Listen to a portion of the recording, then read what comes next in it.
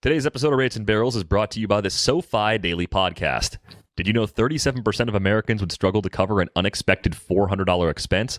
April is National Financial Literacy Month, which means it's time to expand your financial knowledge, and that all starts with having the right information. For facts, analysis, and updates related to markets and financial awareness, listen to the SoFi Daily Podcast every weekday. Search for SoFi wherever you get your podcasts.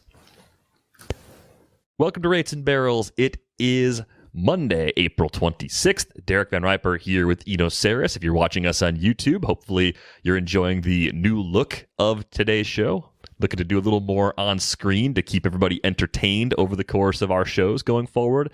Yeah, we get a closer shot of Eno too. So more in-frame Eno. My head looks gigantic. Things are coming together really nicely here on the YouTube side. So if you haven't subscribed to the YouTube channel, this is a good time to get in on the fun there. And of course, welcome to all of our listeners on the podcast platform where this show originated. So a lot to get to on this show. Padres-Dodgers really looking like the best rivalry in baseball right now. That was another great series over the weekend. The Rockies and Jeff Bridich have parted ways, so we will discuss how difficult it will be to build Quelle surprise. We'll discuss how difficult it'll be to build a contender in Colorado. And we had some great questions come in, including one about pitchers with good stuff in command who don't currently have a rotation spot, which could be a really helpful source of finding some potential sleepers, in-season sleepers, guys that you could pick up in deeper leagues who might end up having a more prominent role later. Lots of player questions sprinkled in throughout the show as well. So we begin with the aforementioned Padres and Dodgers rivalry, which I think is the best in baseball right now. And the weekend series had everything in it. Tatis's shoulder, to me, is the main story here because any doubts we had after his first week back after that injury from a performance perspective were erased with a 5-homer weekend in Los Angeles. Yeah, pretty amazing. And that also amazing that he changed his swing, right? He's now doing a two-handed follow through to help with the shoulder, and didn't blink. I thought there might be some repercussions. I thought maybe this wasn't going to be the year that we were hoping for out of Tatis, but the asterisk still remains that he could re-aggravate this. But otherwise, also the gameplay was amazing. It was really fun. It was just tight, for the celebrate, don't celebrate debate. There was something to come in there with the one-eyed celebration from Tatis and the sword from Bauer, the kind of pitching ninja sword that he did. Apparently Hosmer did it back to him. So they were having fun with it. There was a little bit of an edge sometimes when people got hit and some chirping. So it did feel like a real live rivalry. It was like a high-end rivalry. Nice thing, too, they're both really good teams, so it was really good play. I mean, it was just really good all around. It was just people throwing the ball really hard. Command wasn't even that terrible, and just really good at-bats by the batters. Yeah, I mean, and the comeback from the Padres on Sunday night was really impressive as well. Both of these teams have dealt with some early injuries. The Dodgers seem like they've had a lot pile up recently. I mean, Cody Bellinger, of course, is still on the IL. But I think when you look at these two teams, they're set up to be a great rivalry for a long time. The NL West is a strong division up top. We'll see what happens with those bottom teams in the months ahead, especially the Rockies, who we'll get to in a few minutes. They have got a long way to go before they're ever in the conversation. But the Giants are going to be good sooner rather than later too. They have a young core on its way to the big leagues. So I think we're looking at a long-term rivalry here between the Padres and the Dodgers. I think the other question is, what other candidates do we have for best rivalry in baseball right now? Sure, Yankees, Red Sox always get sort of the snap reaction as well. Yeah, that's an all-time great, and more often than not, it is a good matchup. But there are some other great rivalries. The Brewers and Cubs have seen each other 9 times already this season. Brewers pitching has looked great throughout those series. I think that's part of the reason why the Cubs offense has looked so bad. I don't think it's a complete loss of skills across the board. I think it's having some really tough matchups, especially with the Brewers being so right-handed with the front of that rotation as well. Yeah, I want to put the Mets in one, but it actually, just trying to pick means that maybe that's not obvious. Like Mets Phillies was for a bit, but do the Phillies have the same quality right now? And is there really that history? Mets Braves was pretty intense for a long time, and should be again this year. So I want to put that one forward as one that we may over the course of the season see a little bit differently as the Braves rotation, I think, and non-Acuna lineup could get it together and make that a better race. Right now, it seems like everybody in the NL East is like 9-11. I don't think that's statistically possible, but somehow I think that's what's going on. So once everybody gets past their 9-11 phase, I feel like we'll get to Mets Braves as a possibility there.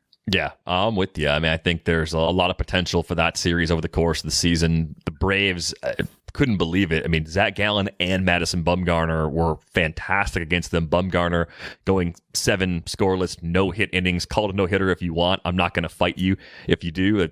The game was only 7 innings long, so he did what he could to throw a no-hitter in that matchup. If you'd have told me he was even going to get through 5 no-hit innings against the Braves lineup, I would have probably laughed in your face at that prediction.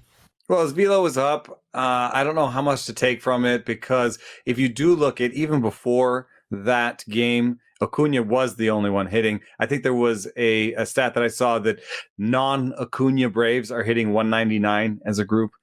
Anybody who has shares of Albies or Austin Riley or Ozuna's been brutal. Ozuna, they know that how bad it's been outside of Acuna. So I wouldn't push Bumgarner too hard in my rankings or whatever, or based on that no hitter. It's a little bit like Rodon, where it's like, okay, I think you should push a little bit, right? Because it's like the stuff is a little bit better. If he's throwing a mile and a half harder, then he's throwing a mile and a half harder. That's meaningful. And Rodon got a slider back and seems to be back. Had good velo. That's meaningful. So they do move a little bit, but like Rodon, I think I made him sort of back end top 60, and Bumgarner as a result might crack the top 120 or something. I mean, how far would you push Bumgarner based on one star like that? I see him as more of a fringy top 100 guy, but that means he's useful with good matchups, even in 12-team leagues. He becomes pitch and ditch. Quote our friends from the old Fantasy 411 show. I mean, I think a home matchup against the Rockies this week, that was probably enough for me to think about Bumgarner, at least in 15-team leagues, even before what he did on Sunday. And I think that little nudge you might have needed to throw him out there in a 12, that's probably what you got with that start against the Braves. The velo being up does make him more interesting.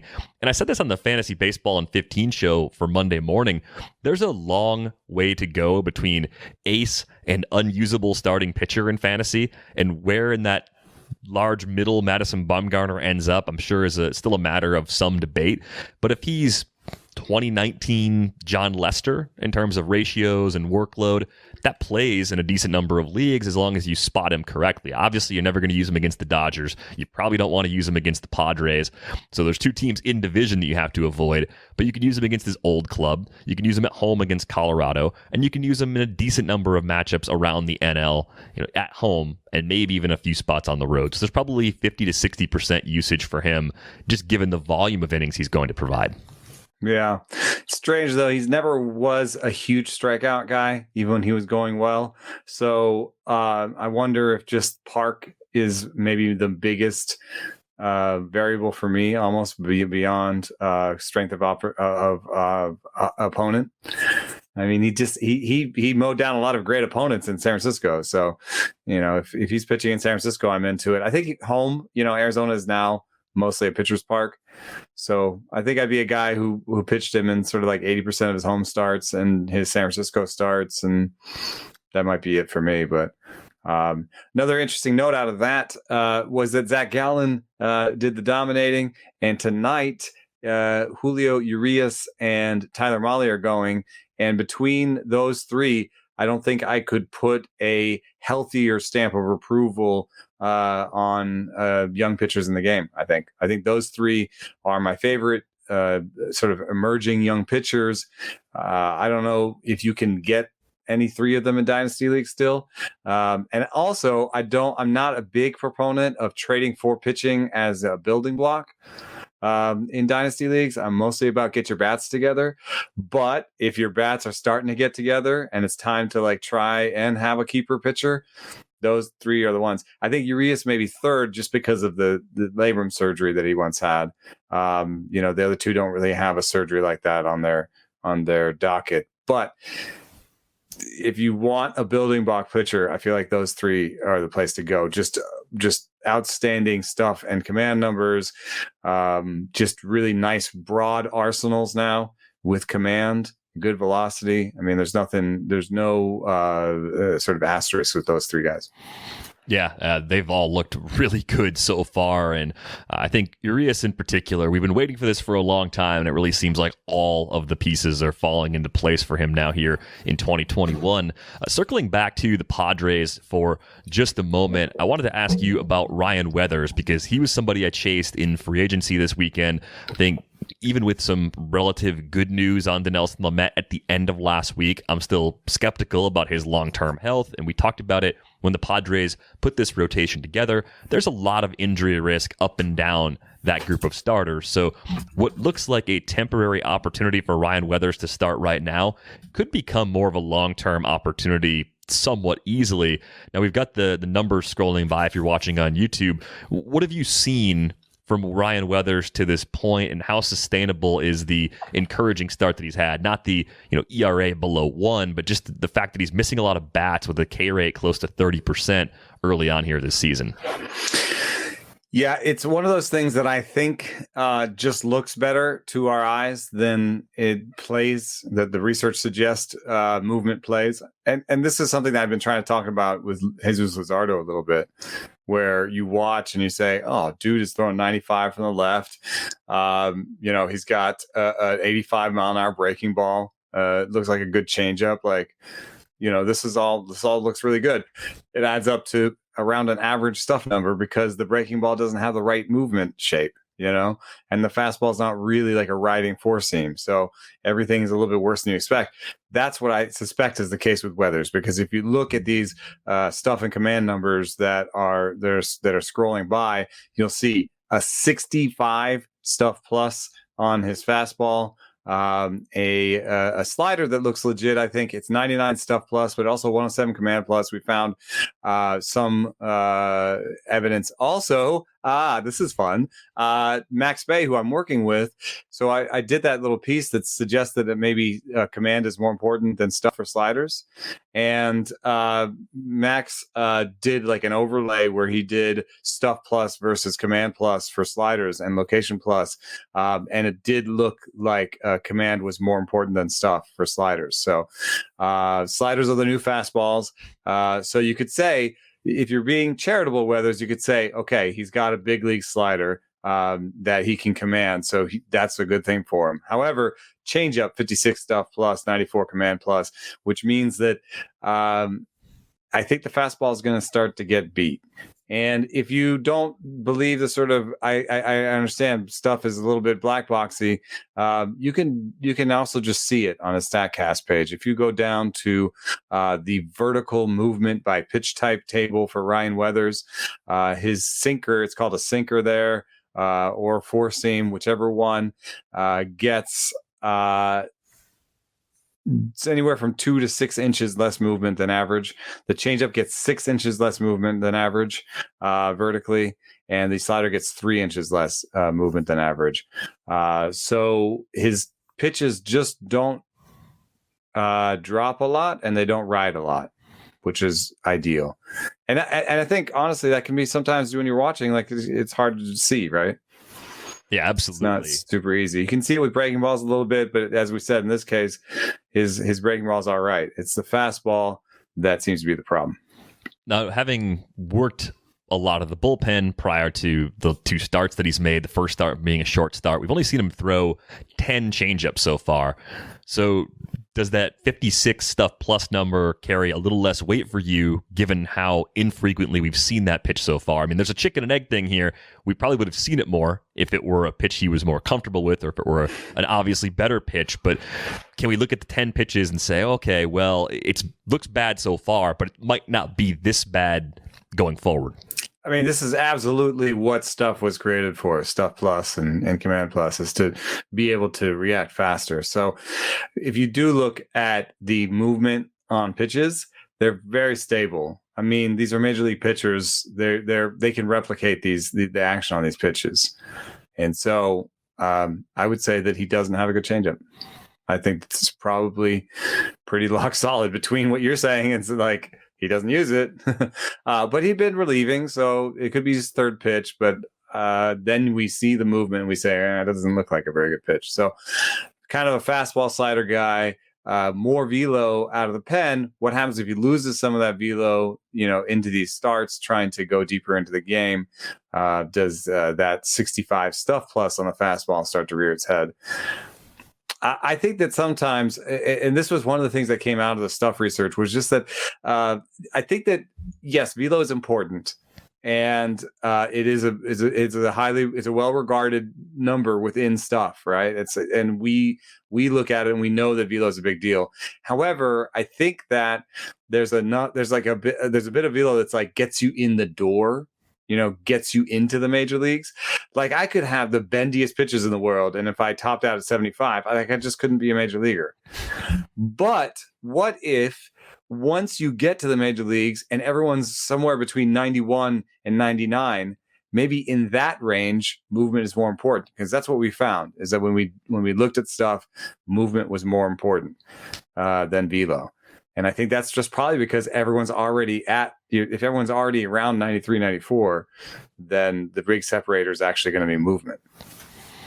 Yeah, it's a really good point. And I think with Weathers, he's the kind of player that if you were thinking about a keeper league or a dynasty league especially, you might have someone who wants to trade for young pitching reaching out to you right now. This could be a window, a relative peak in value. Just because the changeup's not good now or he doesn't have a third pitch he uses now doesn't mean he'll always be a two-pitch guy. I mean, we're talking about someone who skipped over AA and AAA. So there's still some development to be done, but I think you're right to point out the likely possibility of some growing pains with that current approach, and I think that's exactly what the Stuff and Command numbers are pointing out to us right now. So really glad you got that insight. A little nervous about having him in a league like Tout Wars, where he has to be in my lineup for this week. So fingers crossed the correction doesn't happen right away. Hopefully it's when I've got a little more control over the matchups, if it's going to happen at all. The big news of the day on Monday, Jeff Bridich and the Rockies have parted ways, which seems like it was a long time coming, Eno, and this is going to be an uphill battle for whoever the Rockies decide is going to lead their baseball operations group going forward. It sounds like the interim GM is going to come from within, but a search for the next GM is not far away from happening. They still have Trevor Story to possibly trade away mid-season, so that's hanging in the balance too. Obviously, the Arenado trade is one that looks awful for the Rockies at this point. We talked about the unique challenges of building a winning team in Colorado, I think, is one of our very first episodes of Rates and Barrels. So April 2 years ago. And I'm sure a lot of the things we touched on way back then are things that are still absolutely true now. When you see the reaction to Britich's departure, you get a lot of the same sort of ideas, that the Rockies need to become a team that is at the forefront of science and data and tech. They need to try different things. They need to be a laboratory as an organization. And to do that, it's not only going to take Dick Monfort and the ownership group hiring the right people, but it's also going to take a lot of time for the right people to also get everything in place to even make it possible. Yeah. And I think that it is what it takes. It takes a new buy-in and someone who speaks the language of the owner and says, you know what, you need to take a step back, or just like, I don't know how you convince the owner, but you convince the owner that something new needs to happen. And then you get in there and you say, I have total buy-in and we're starting this at the bottom and you have to give me like 5 years. you know, and I'm going to do some weird stuff in the minor leagues, and that's going to start bubbling up, and we're going to look like more like the Rays, like, and not like the Rays. I love how they're like, oh, we're like the Rays. We're, selling Arenado and buying CJ Cron.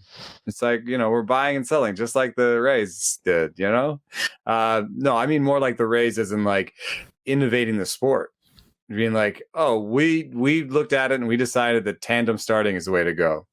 So we're actually going to have like only 4 starters, but we're going to have 8 starters, and we're, like they're going to tandem with each other, piggyback, or whatever you want to call it, or whatever it is. We're going to look at how to make it work. There's a ton of research into what sort of pitch types work better in Coors and don't, and you have a minor league spot in Colorado Springs, I think. Still, I'm not sure. I hope they held on to it, because you can do a lot of like how baseball is doing, moving the mound back in indie leagues and stuff. You can do a lot of experimentation at Colorado Springs where you're getting the same sort of work environment, to kind of see if you like, what if we just had a bunch of guys who threw 80% breaking balls, 80% sliders? What if sliders lose less movement than curveballs? What if every one of our guys just really pushes up the slider usage at home? So anyway, I did get a text from a friend in baseball, and I'm going to share it real quick because it might be surprising. So my dream job just opened up. Well, I think it's like Theo Epstein, man. Like, if you go there and win, that you could be a Hall of Fame executive almost based on just that. Well, yeah, and you're going to have your pick of your next job. If you want to move on to a different market, if you decided, Colorado was nice, but I want to run the Angels someday.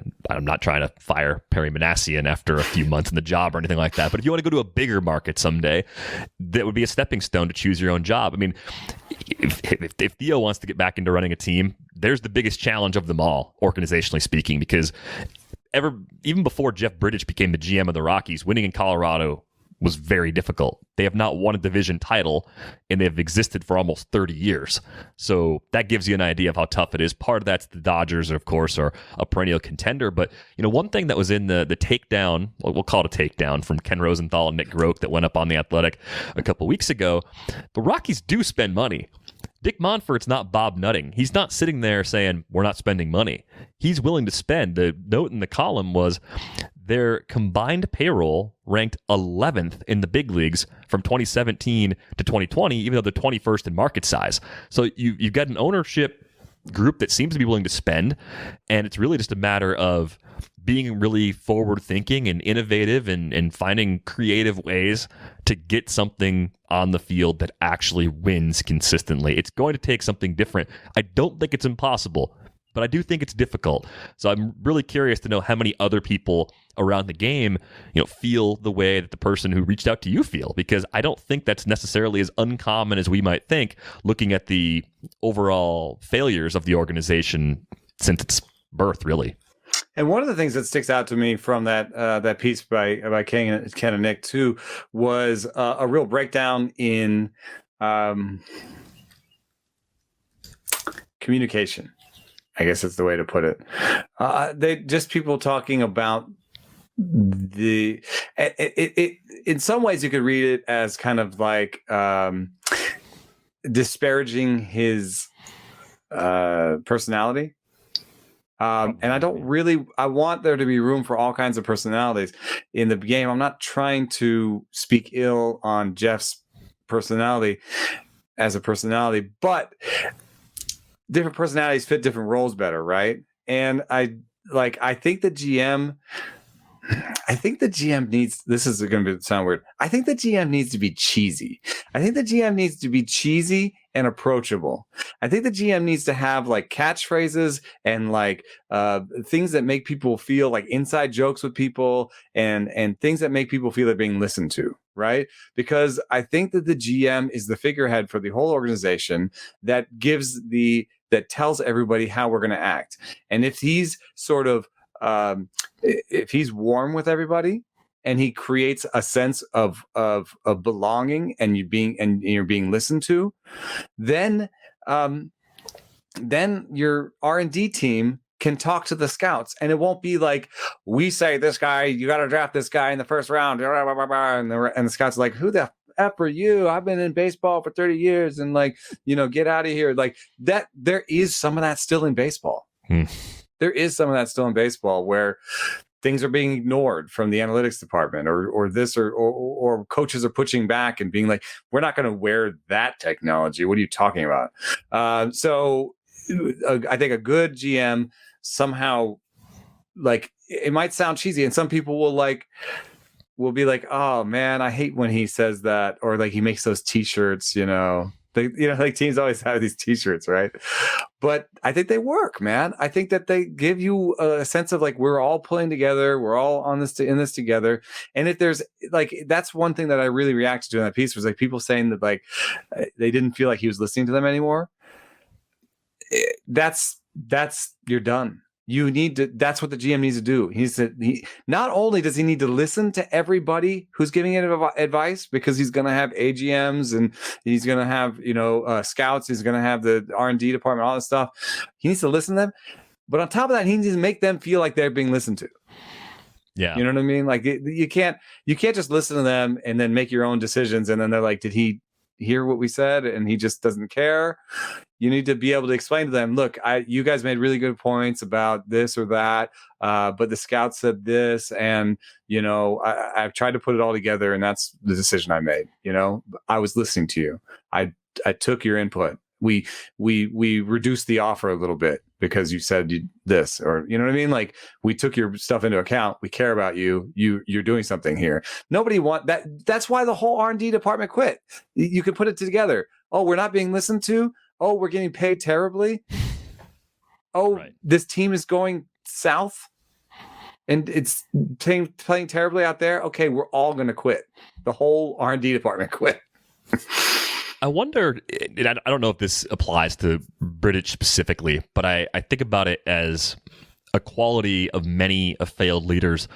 I think there are people who, if they're not the smartest person in the room, they are bad leaders. They're threatened, right? They're threatened by the possibility of being intellectually inferior to the people that are reporting to them. And that is a huge problem in a game that seemingly gets smarter every day, with the types of people that get hired and the types of information that we're looking at. So if you have a GM who is willing to learn constantly and willing to listen, that's going to go a much longer way, I think, especially in a place like Colorado, but really anywhere. It's going to go a much longer way toward actually having success than the GM who thinks he's the smartest guy in the room all the time and always follows what he wants to do, regardless of what his or her very bright team of analysts and scouts is telling him or her to do. Yeah, hire me to be GM, because I will know immediately when I get there, everyone else there is smarter than me. Right. Yeah, I mean, like the skills of a great leader do not include smartest person in the room more often than not. Like the best leaders you've worked with, think about the people on the team. Were they the smartest person on the team?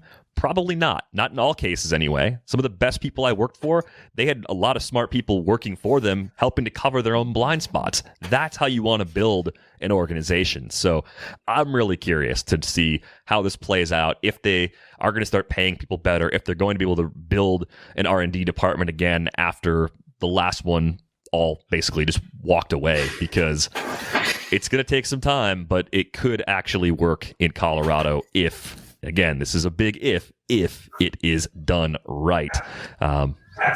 Trevor Story, got to trade him, got to get something good though. You got to do the right things first. So there's already some stuff that has to be done that will shape even some small parts of the timetable for making all of this happen.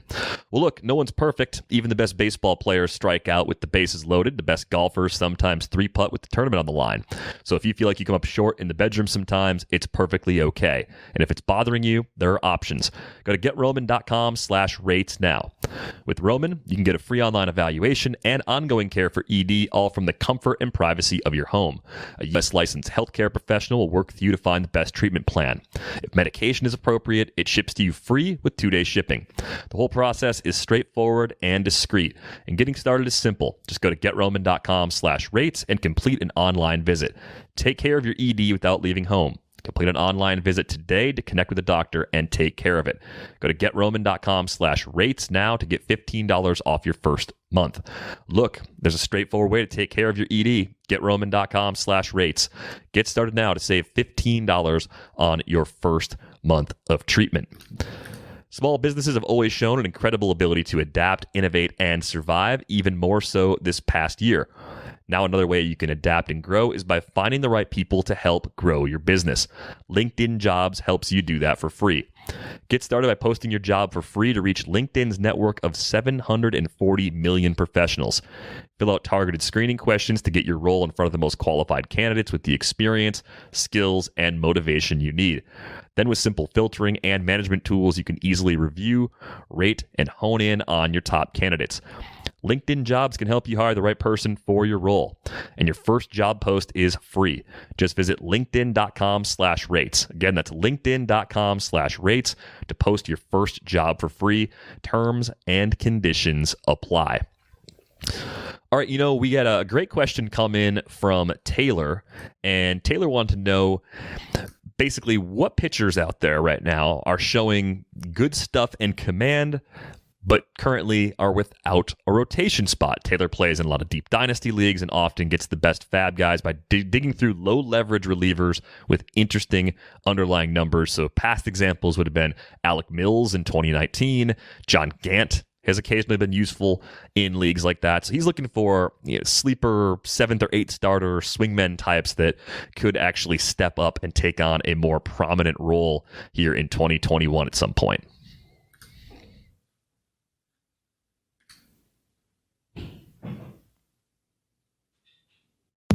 I muted myself. Yeah, you did. Because of the dogs. I was saying, how about Alec Mills 2021?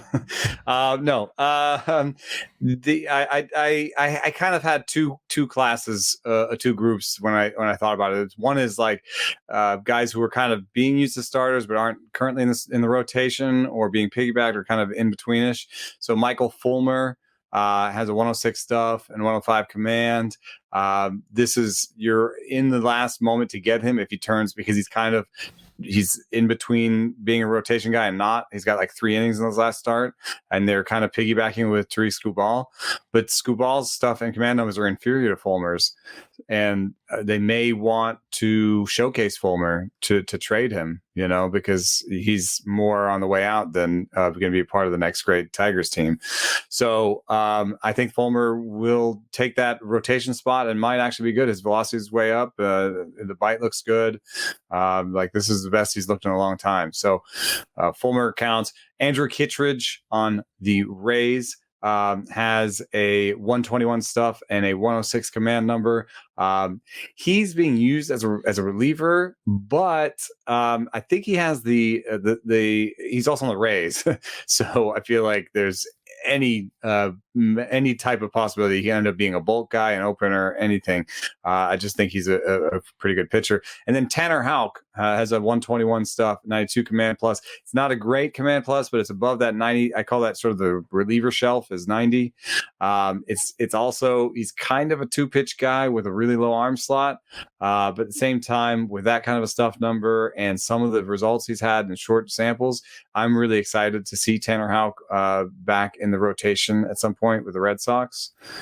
But more in the spirit, I think, of the question he asked were kind of the current relievers that could maybe make the jump. And that's a separate group. I've got a separate group of 4 here with JP Fireeisen on the Brewers, has 3 pitches, 133 stuff plus. I mean, when you start looking at stuff plus, you start kind of getting this like, oh my gosh, the Brewers do really care about certain types of movement profiles, are really good at developing pitching, I think.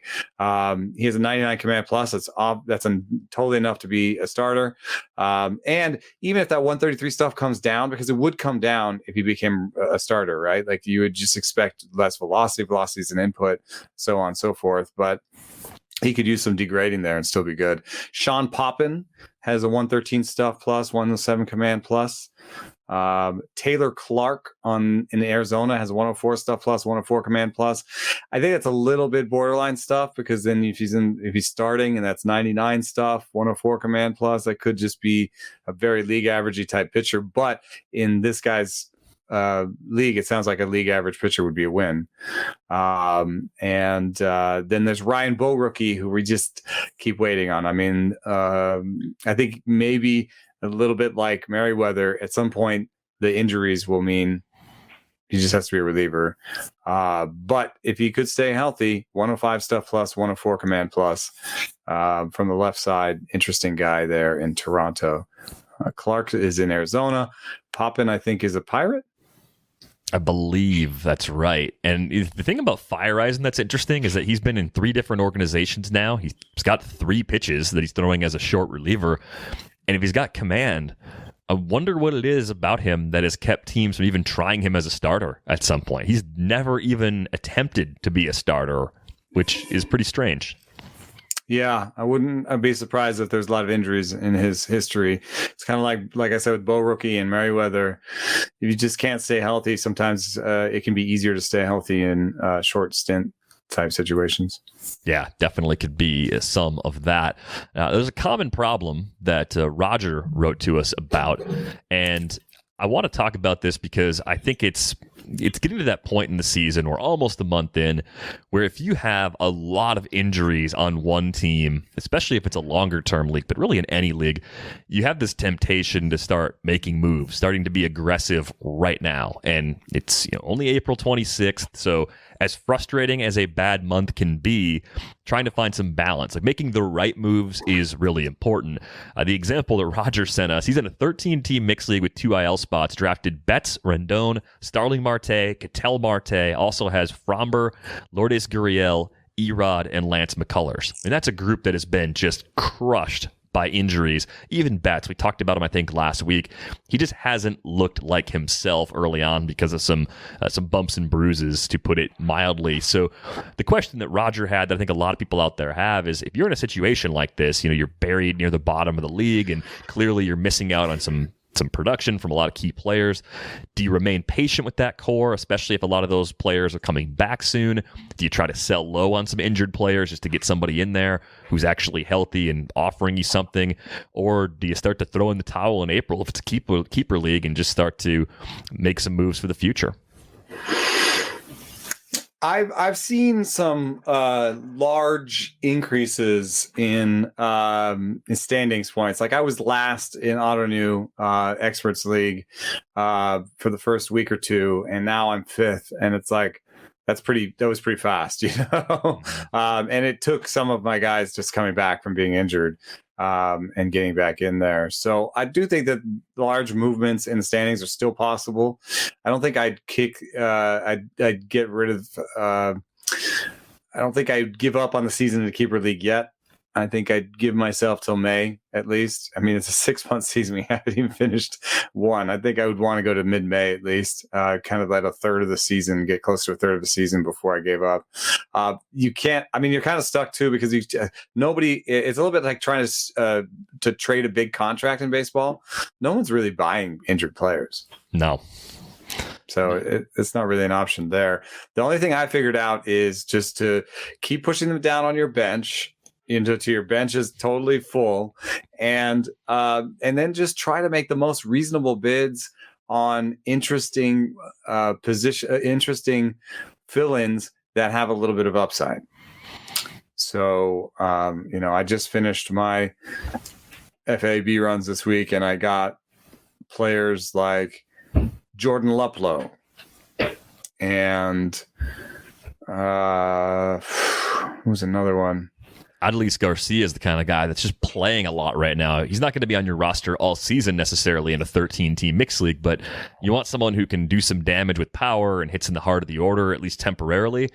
Players like that can kind of bridge the gap until you start to get healthy again, even though their projections compared to the guys you lost are so divergent. Tommy LaStella. And one of the things that the only thing that I would add as like a little piece of advice is just that I just tried to make all my bids for injury replacements just reasonable, small. because what's the difference to me between Tommy La Stella and Andrelton Simmons, Willie Adames, in some of these leagues where I just want one of them to step in for a couple of weeks until right now I have in one league, I think I have Segura and Marte both hurt. And another one I have Segura and Altuve hurt. It's like you just need someone to play. So don't pay like $150 out of your $1,000 for an injury replacement. Try to pay like $30 or $40, right?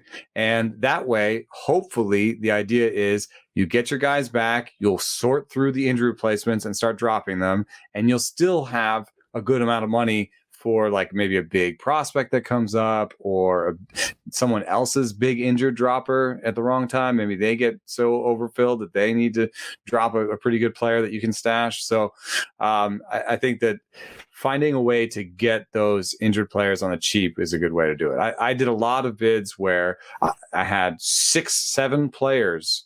You have a conditional bid where it's like, I'm dropping Adam Hazley in this one league, and I have 6 or 7 players that are all injury replacements under him, and they just went from like 70 to 3 in terms of how much money I was going to put down. But all of them, I felt I'd rather be low on the top guys, because I feel like I'll get the $3 guy. And the worst case scenario is I've got this $3 guy in there. I've got Josh Van Meter in there for a week because Altuve is close. You know what I mean? Mm-hmm. So that's what I was trying to do, is just try not to spend too much on the injury replacement so that if you're talking about fab, you still have that later. Yeah. And I think this also kind of turns into a different question with the keeper and dynasty approach, because we're at the point now, if you play in a league with Ian Kahn, you're getting offers from Ian because he knows that if you're off to a bad start in a keeper or dynasty league, you start to have those doubts right now. And as soon as you get an offer of at least one good long-term piece and possibly 2 for a bunch of guys that you might not keep, it's tempting to take it. And right now, we're at the point where there are more teams that believe they can win any league this season than there will be a month from now. But I think given that we didn't have a minor league season in 2020, especially if you're trading for minor leaguers right now, you're basing it off of information from more than a year ago. I feel like just because of what happened last year especially, it's actually too early to start moving pieces away in keeper and dynasty, because missing a huge piece of information. You don't even know what levels they're going to be put them at yet.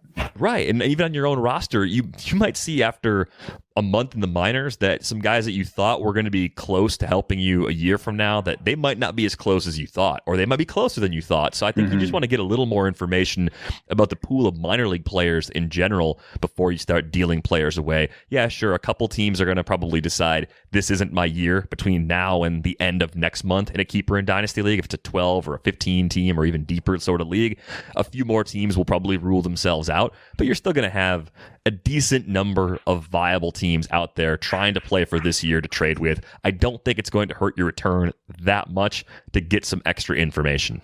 Yeah. And I mean, it hurts buyers and sellers that there's no minor leagues right now, because I'm in 7th in Devil's Rejects out of 20. But we have a good team. We're ascending. We've had a lot of injuries. So as these guys come back, we're starting to go up the rankings. And so we're looking to buy, but a lot of our, as a contender and without having these high picks, what we ended up doing is buying a lot of sort of J2 signees, high A wunderkinds, that could, if they landed in Double A and started doing the same thing they were doing in High A, would immediately become huge names and would like rocket up the top 100. So a guy like Manuel Beltre, who is a shortstop, I think in the Royals organization, but we have a bunch of these. We have another one from Toronto. Just tools. The guys that we like the tools. They were doing well in High A, but we just don't even know where they are. If they could land in Double A, I could get a lot more for them. So I was trying to get some pitching early on because I traded away Means and Haney for Mitch Haniger before the season with Tom Trudeau, and that blew a bit of a hole in our rotation. Like my backup, we got Logan Webb in that deal. He was like, if one of my starting pitchers had been injured, I would have had to choose between like throwing a 4th reliever or throwing Logan Webb at San Diego next week. And I was kind of like, I'd rather have a little more cushions. I've been trying to get pitching. And everyone's kind of like looking at our prospects and being like, You know, I don't know. Are those guys any good? And I'm like, I don't know. We think so, but we're not sure either. So what I ended up doing was trading for a guy that Command Stuff loves, Tyler Anderson on the Pirates. Really great Command Stuff numbers. And we traded away Chris Rodriguez, who's in the major league. So at least you can see, at the very least, he has velo. He's getting major leaguers out as a reliever. He could end up going the reliever route and ended up being a closer, even on his own team. It's possible by the end of the season. Or he goes back to starting. Even his own manager doesn't know, because Madden has said both. I think he looks like a future reliever, which is amazing for a manager to say about a pitcher. Why would you do that? And then he just recently said, I think he looks like a front-end starter. So make up your mind, Madden. And then we attached Corbin Martin to it just because there's a little bit of a track record with Corbin Martin. You know, there's like some knowledge of his abilities, and he does not have a great command number. So I thought, you know, maybe Corbin Martin is good. Maybe Corbin Martin is good this year. Maybe he's better than Tyler Anderson this year, but I'd feel a lot better about having Tyler Anderson in the fold. And he's in fact starting for us this week because he's got Kansas City at home.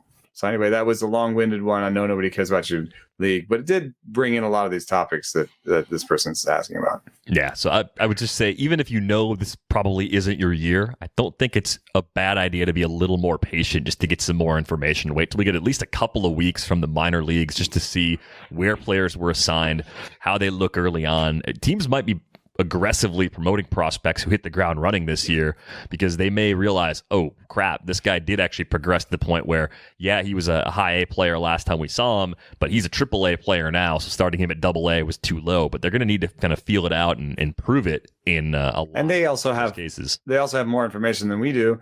You mentioned the San Francisco Giants prospects. I think there's a Mariners prospects account. You can get little snippets where you're like, ooh, like I think Elliot Ramos hit 107 mile an hour a home run the other day. I saw somebody hit 112. Who was it? I don't remember. But Luciano. Marco Luciano hit 112 mile an hour homer, which is actually in terms of like having one data point on a player, kind of exciting. That's a good one to know that he can already hit 112 at his age and his point of development. So that's all you can do is you get these little sort of, but they know more because they're playing against each other. So I think we'll learn a lot when we start seeing assignments for players. Yeah, I want to know where Jason Dominguez is going to start his professional career this year. Could be low A, could be high A, could be double A, probably not. Probably one of the A-ball levels, but I'm just really curious. Want to know where all my high A guys go. Really curious to see what these assignments actually look like once the season gets underway. May 4th, opening day for the minor leagues. Definitely excited for that. Stressed out and can't relax? Take an Eagle Moon Hemp CBD gummy to unwind. Use code ATHLETIC for 30% off CBD site-wide at eaglemoonhemp.com/shop. They already have the best prices online and in stores. Trust me, you don't want to miss out on these discounts. That's 30% off site-wide at eaglemoonhemp.com/shop. All Eagle Moon Hemp products are vegan, low sugar, use organic practices, and are made from award-winning crop. And just in case you didn't know, CBD is not marijuana. It does not get you high. CBD may help to relieve pain and nausea and may help to reduce seizures, anxiety, and depression. Get 30% off all CBD products site-wide at eaglemoonhemp.com with the promo code ATHLETIC. Their products are pure, proven, lab-tested, and superior to other CBD on the market. And the best part is, they're way less in price. Throw in the discount code, and you're practically getting a product for free. That's eaglemoonhemp.com with the promo code ATHLETIC. Try them out while winning free products. Just go to their Facebook page and leave a review, or follow them on Instagram. A winner is chosen each week and sent a free product. Check them out and let us know how you like them. That's eaglemoonhemp.com with the promo code ATHLETIC. All right, we had a ton of questions come in to the mail. Breaking news. Breaking news. Breaking news. The 6th person on the Kansas City Royals today, the 6th person to record a save, and my personal favorite, Josh Stomont. Come on down. Thank you, Royals. We love you so much. It is so much fun to own 6 players to try and get saves. I think I was at a draft and hold with a listener actually, he was laughing about your Scott Barlow pick. And he was trying to gather all of the Royals closers to say you'd have at least the Royals closer on his. It was a drafting hole, so he's like he picked all of them. He picked all of them, but Scott Barlow. I think Scott Barlow has a save. I think everyone has a save. I think Wade Davis has a save. Greg Holland has a save. Scott Barlow has a save. Josh Stomont has a save, and I think there's two more. It's like Oprah is running the bullpen. You get a save, and you get a save. And you get a save. It's ridiculous. I mean, I still like bet on Stomont long term, but yeah, I feel like I threw away my grounds for complaint about this because I'm sure there are hours and hours of podcast episodes in years past of me saying that bullpens should be managed that way. So we deserve this. This was a long time coming, and should they really turn to one guy consistently beyond our purposes? Probably not. Yeah, I mean, there's that Rob Arthur piece that the hot hand does kind of exist when it comes to pitching, which means, which he said that small changes in fastball velocity are very predictive. So if you're monitoring your guys in the bullpen, there'll be minor fluctuations in velocity over time, and you may want to act quick on that and just be like, basically in sort of old school parlance, Stomont's throwing it better right now. I mean, Stomont, to me, going back to the first time we ever talked about him and the first time anybody ever wrote about him, I think, was my friend Bernie Pleskoff. I saw him in the Fall League. Geez, this must have been at least 3 years ago and possibly as many as 5. And it was effusive praise about his stuff and some serious questions about his command. Like that was the scouting report then. And I don't know if much has changed over the years with him, but if you want to give it to the guy with the best stuff, yeah, Stomont's the guy. You want to give it to the guy who's most likely to not tip the vending machine over? It's probably not him. Let me see if I have a Command Plus number on him. I bet it's going to be somewhat disappointing. It might not be horrible, but it's going to be disappointing for someone who's it's not Kikuchi-esque or Otani-esque. It's at 86, but that's why I talk about the 90 as the reliever shelf. Yeah. So kind of typical for a reliever. So maybe not as bad as it used to be. If we had that number 3, 4, 5 years ago, it might have been like a 60 or something, just completely outlandish. And also he was trying to be a starter back then, right? So he's probably throwing 2 other pitches that he couldn't command. Yeah. At this point, he's simplified and said he's throwing his 2 best pitches. A lot of great questions came in, so we're going to go ahead and bring up these players in order. Sixto Sánchez was one of the guys that landed in the mailbag. The question was from Steve. Steve wrote, I've always been a little miffed by the Sixto fascination. I get the velo being amazing, and he sure does seem to limit hard contact, but how does he not miss bats at a higher clip? Elite velo, elite chase rates, never had a K percentage that would make you think he has the stuff that he does in the minors or in the majors. What is going on here? And do I just need to get on board because he's going to be a stud? I lean stud. One of the things that's interesting about him is that there was a good deal of injury in his history. And so I don't think he always had these velos in the minor leagues. So when you're looking back at the strikeout rates, there's some times in there when he was sitting 92 and 91 and 93. So this kind of like flame throwing beast, this 96, 97, 98. Like, I mean, he's throwing hundreds in games. I don't think that that's necessarily what you're looking at when you look at the historical strikeout rate numbers.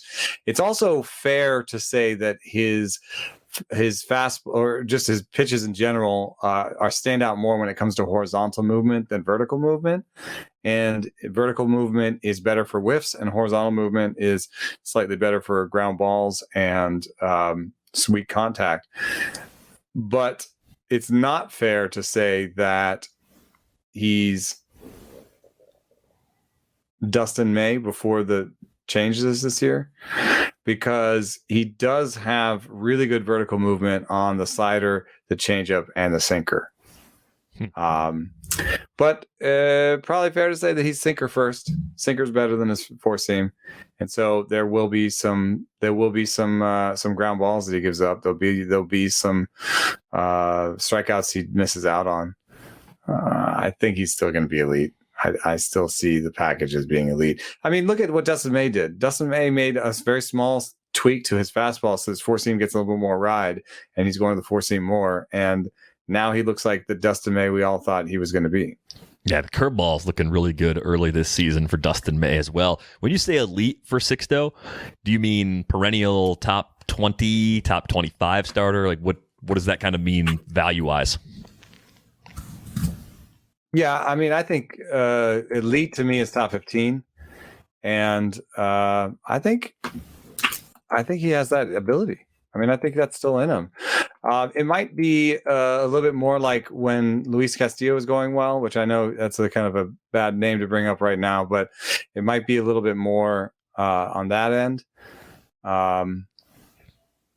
But like when I look at his projections, I see like a homer per 9. I say no. He's never given up anywhere close to that, and with that sinker and those command rates, I just don't see him giving up a homer tonight. So you take that, you take some number off of there. I think he's got a little bit more strikeout upside than 8 per 9, so I'd give him a bit of a strikeout boost there. Now we're talking about a 3.5 ERA with a 1.2 WHIP. It's good. That's definitely it's pretty close to top 15. Yeah, that's definitely right in that conversation. So yeah, 20 to 25 short term with upside ceiling to get higher. I think that's a fair description of Sánchez at this point. I saw a lot of people drop him this weekend, and I know they probably had some tough decisions to make because of injuries, just like we're saying. But wherever I have him, I'm trying to hold on to him as long as possible. Yeah, injuries pushed me to let him starting go. To throw again, but you had to let him go. I had to in TGFBI because there's no IL spots and I've got a couple other injuries. And the way I looked at it was, let's say he's a month away from pitching in a game, which doesn't seem to be outlandish based on what he's coming just started back from. Throwing, basically. Just started throwing. They're going to have minor league games. They're going to probably have to stretch him out kind of carefully. If he's a month away right now, I can't play short for 4 weeks. If I have to throw 10 to 15% of my fab at him later to get him back, I can live with that. That's actually easier for me to justify than having one fewer option available with other more valuable players currently up on the bench with injuries. Let's talk about Kenta Maeda for a moment. Is there anything going on with him? The question here was about spin rate. Has anything changed with his spin rate on his slider that might be causing him to get hit early on here in 2021? Yeah, I didn't see anything. I looked for the spin rate on the slider. I also looked at, I think I shared in my rankings a pitch to start stuff ranking for Maeda, and didn't see anything there either. So let's see here. It's not always easy to get spin rate changes on the player page, but I didn't see it there, and I also don't see that much of a difference in his movement. In fact, he last year in his great season did not have good movement on the slider, and in fact, by Statcast, he has better movement on the slider this year. The changeup drops more than it did last year. The sinker drops more than it did last year. And the four-seamer is about the same. So I don't see any corresponding movement changes to last year that would make me worried. The stuff number has been pretty steady at 110. And so I don't see a real reason to worry about him. The only thing that's there is that the sinker last year was sinker last year was 91. It's 91 this year. So I don't know. He hasn't really even lost any velocity. Well, probably someone you can safely trade for if you get someone in your league who's panicking a bit after the sluggish start for Maeda. Thanks a lot for those questions, Steve. Next question here was about Kyle Tucker. Is it time to worry about Kyle Tucker after the start that he's off to? And it could be worse. He's got 5 homers on the young season, hitting 181, 205, 398 entering play on Monday. Has a stolen base, 13 RBIs, 10 runs. The counting stats haven't been terrible to this point. I was looking at the underlying numbers. I didn't see anything as far as an outlandish reach rate or anything that just shot up to the point where I'm changing my expectations all that much for Tucker at this point. No, barrel rates are up and his barrel rate is up. I would say since barrel rates are up, his barrel rate is steady, but it's a pretty good barrel rate. So, that's something I would be looking at right now in terms of things that become useful quickly. His chase rate is a little bit up. And his walk rate is down. So you could say that maybe this won't be his best season for OBP or whatever. But his expected slugging is 553 versus an actual slugging of 398. Even if the expected slugging is a little bit broken, I think that does paint a picture that I believe, which is he's still hitting the ball really hard. He's maybe going through some issues at the plate in terms of chasing stuff. But I think he has enough of a track record this far into his career that I think he'll make the adjustment. Yeah, still talking about a guy that has less than a full big league season's worth of plate appearances, 461 career plate appearances so far for Tucker, 18 homers, 15 steals in that. So really just looks like a 2020 guy that might be a shorter term liability with the average and the OBP. Even when things were going well for him in the shortened season, it was a 268 average and a 325 OBP. That's not great. That's just sort of good for most leagues, but I'm not panicking with Kyle Tucker at this point. I'd kind of put him in that Maeda bin where if someone in my league is shopping him, I'm on the receiving end of that call, willing to make a deal to get him. I got a question here about Eugenio Suarez. He's been atrocious this year. My fantasy league is points-based, and I drafted him for shortstop eligibility. However, we lose a point for strikeouts, and we lose a point for fielding errors, oh no, which has made Suarez a liability most days during this slump and position change. How much longer should I give him before trying to trade for another bat? I mean, I don't worry about Suarez as a hitter generally. I don't know if there's anything in his underlying numbers that would cause early panic, but that format is definitely not the optimal format for Suarez anyway. Yeah, you're really exacerbating the flaws in his game. He is not reaching more. He's not swinging more. He's being super patient. He's lost a lot of his ability to make contact on pitches outside the zone, which is something that can age poorly, but usually doesn't drop off 20% in one season. So I think generally I'd be excited about owning him still. But that league, man, he may strike out 30% of the time. I'd have to look at... I'd want to run the auction calculator. I think the auction calculator on Fangraphs does have a rest of season component, and I'd want to throw in errors and strikeout rate rest of the season and see what the value is. If the value that the auction calculator gives you is on the number of like $2, $3, $4, then I think he's actually droppable, because you can find a player that might pop and be better than that. And $2 or $3 doesn't seem like it's that hard to find. But if the auction calculator still says he's like a $15, $20 player, rest of season, even with those flaws, then I'm going to hold. Yeah, I would say, while if you play rotisserie leagues, the idea of dropping Suarez seems pretty far-fetched. In a points league, it is actually a lot more realistic, especially given Nathan's points league in this case. Let's get to this question here. Are you still buying in on Austin Riley? If you pop the hood, what do the deeper metrics say about his start so far? And I think he started to warm up a bit over the weekend in the time since this question was sent in. But I liked Riley coming into the season, because I didn't think he had a lot of competition for the job, and he showed improved plate discipline during the shortened season, bumped up the walk rate, cut the K rate. Early on, he's held that improved strikeout rate, and he's walking even more than he did previously. He's up to a 12.5% walk rate here. A couple of home runs through 21 games. Like a lot of hitters in this Atlanta offense, just hasn't found his footing yet. Yeah, I mean, he's made a really huge change to his plate discipline. He came into the league swinging 56% of the time, and now he swings 44% of the time. And that's an adjustment in both years, pretty major adjustment in both years. He came into this league reaching 41% of the time and is now reaching 27% of the time. So he's made real changes, and from year over year, from last year too, positive changes to his plate discipline. You're seeing that in the walk rate. The strikeout rate are way better than they were in his rookie season. I think it's all there. I think it's all coming together. The barrel rate is not there. 42 batted ball events is not an epitaph. We can't write that barrel rate in stone yet.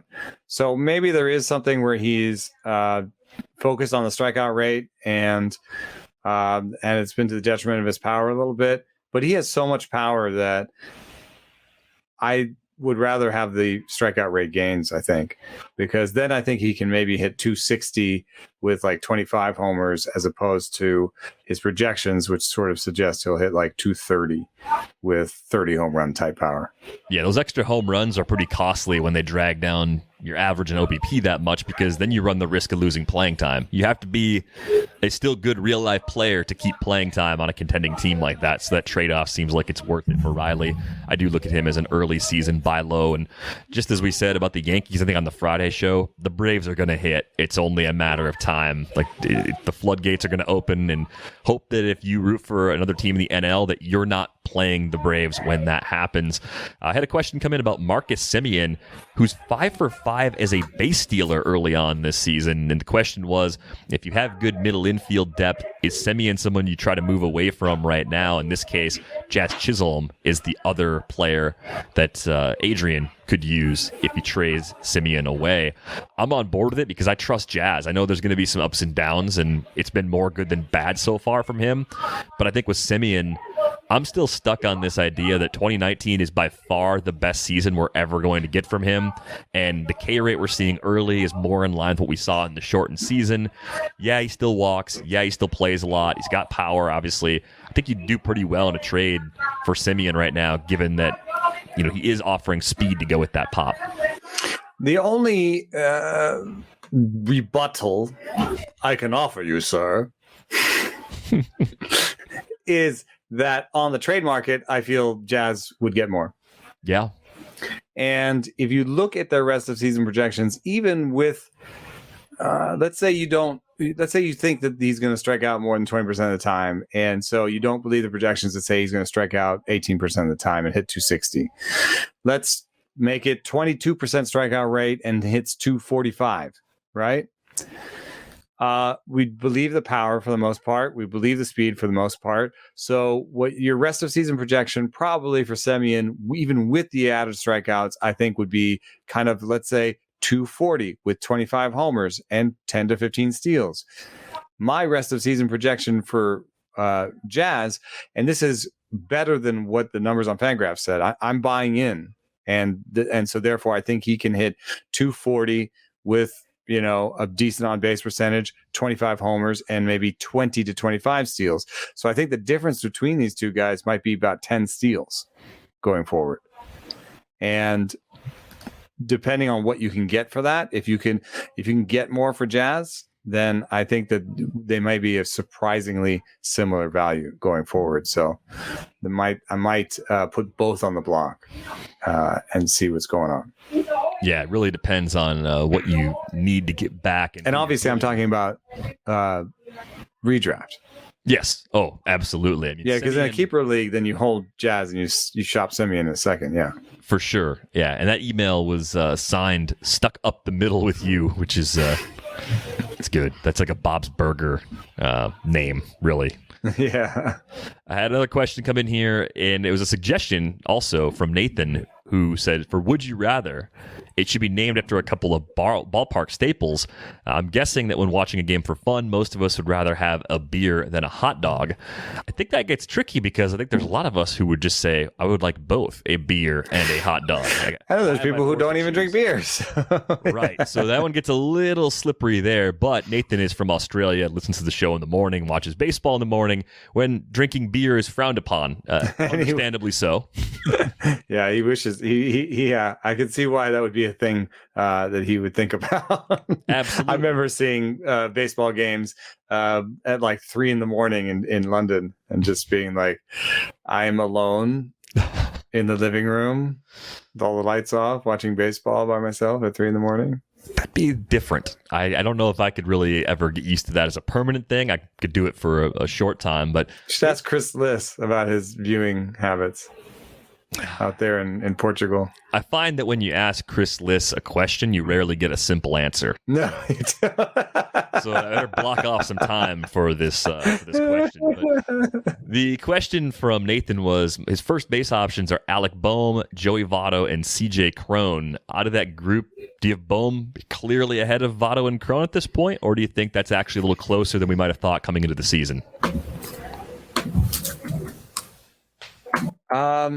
There's people out there that were higher on Bohm than I was, and the reason for me was that I just saw him as kind of steady Eddie, and I wasn't sure that there was a whole nother level to him. And his current start, how does it make me feel about that prediction?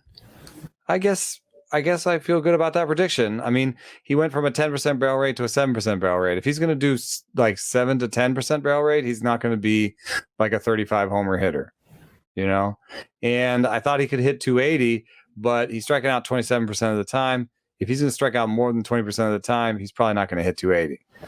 So you're still looking at a guy 270 with like 20, 25 homer power is the most likely outcome for Bohm. I think that kind of just makes him one of the pack if you're talking redraft. Which I think gives you an opportunity to possibly swing a deal. Like if you can trade Bohm and pick up Votto or pick up Cron. I mean, I think Cron over Votto is probably the way I'd go just because of the Colorado factor. Have you seen the Bat X projection for Cron, by the way? 278, 347, 551. Easily the most optimistic projection for him. Even just the regular bat, 271, 338, 518. That gives him the best numbers, I believe, of the entire trio. So I do think you can get away with it. Turn Bohm into something else, maybe a pitching upgrade or some speed or some saves, something else, because there is a decent number of people out there that believe in Alec Bohm, and for good reason, but that gap's not wide enough to say, I'm going to pass on these quality alternatives and hold on to Bohm all season. I think third place on this group is Votto.